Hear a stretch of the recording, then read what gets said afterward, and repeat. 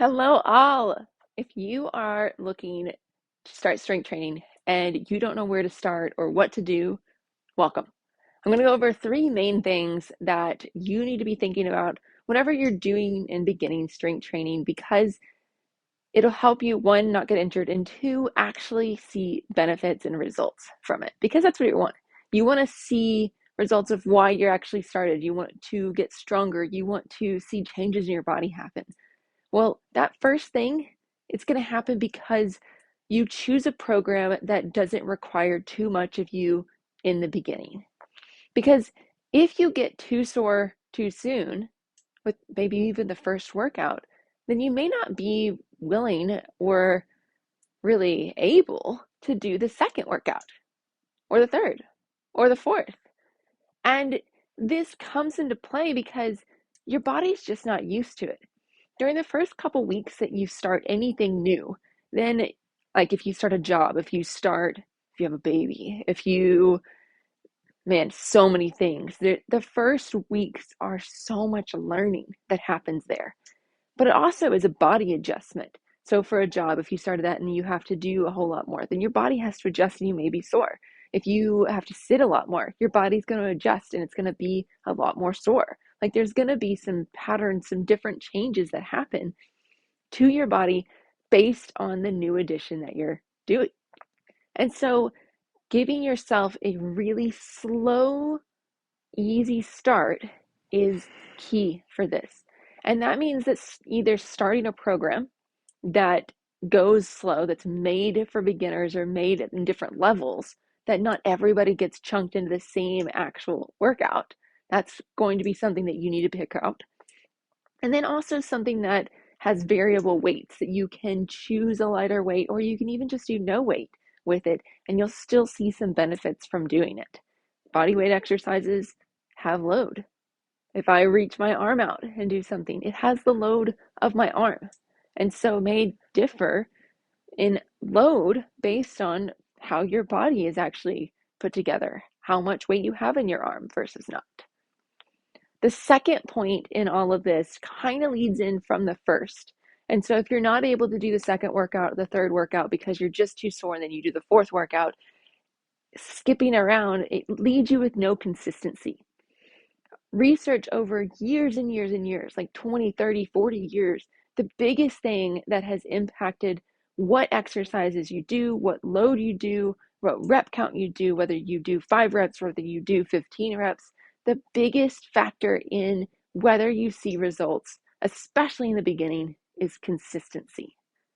Whether you're able to do consistent workouts, and I'm not talking like every single day, like day 1, day 2, day 3, day 4. I'm talking about like you're going to do it on like a Monday, then a Wednesday, then a Friday, those type of like you're giving yourself rest breaks in between. But consistency to actually do it is one of the biggest factors. And if you, one, will stick with it, and two, it'll give you that change that you need over time because you don't see a ton of change initially. You will see some because your body will start adapting to the movements that you're doing. It will start learning them.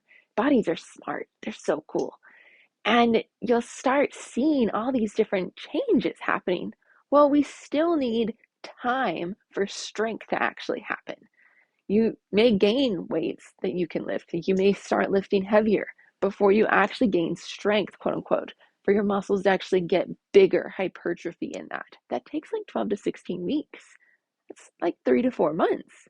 And so if you don't start something with a consistent nature in it, you're not going to get to that time period. You're not going to put in the habits that you need to make this happen. So consistency and able to do the workouts that are in front of you and having that ability to change your loads based on how you're feeling to make it where you can even still do a workout and when you are sore, because you can always use what's called of your rate of perceived exertion to help lower down the weights. If you want to know what more about rate of perceived exertion, check out this video. It gives you a little bit more information about it and how you use that to load yourself appropriately for different workouts, different exercises. The third thing comes into injury wise, as are the other ones. If you don't start too quickly, too soon, then you have a less likelihood of getting injured. Well, same thing if you understand some of the base moves. You need to understand a hip hinge. This is like a deadlift type move. Understanding how to use your core as a cylinder. I have a video on here of how to not use your back with it. Understanding how to squat. Making sure that you're bending your knees. Your knees can go over top of your toes in a squat. It actually helps you get the depth that you need to by letting your knees go that way. I know it's kind of probably something that you've heard, don't let your knees go over your toes. It's okay. It is. If you want a little video on kettlebell squatting, check out this one. And you also need to know upper body pulls. So a bent over row, you're actually in a hip hinge and you're pulling that weight up.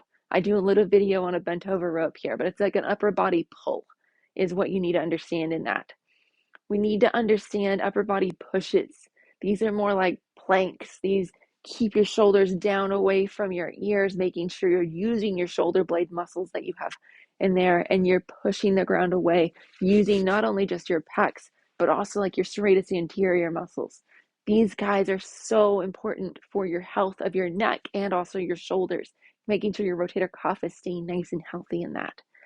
So we have your hip hinge, we have your squat, we have your upper body push, we have your upper body pull. Those are some of the main ones in understanding how to do those to help you stay injury free. There's some other different ones that come in with some like upper presses that you're going above your head. Those ones are perfect to learn. I wouldn't suggest doing those right off the bat. I would get your upper body presses and your upper body pulls here versus your presses overhead and get those guys more set in before you do the upper overhead press because we need a whole lot more stability in our shoulders to do that overhead press. I hope these really help you and getting your journey started with strength training. It's a lifetime changing thing and it can drastically change your health. If you're looking for different programs to follow, check out the links down below and I hope you have a wonderful day. Cheers, y'all.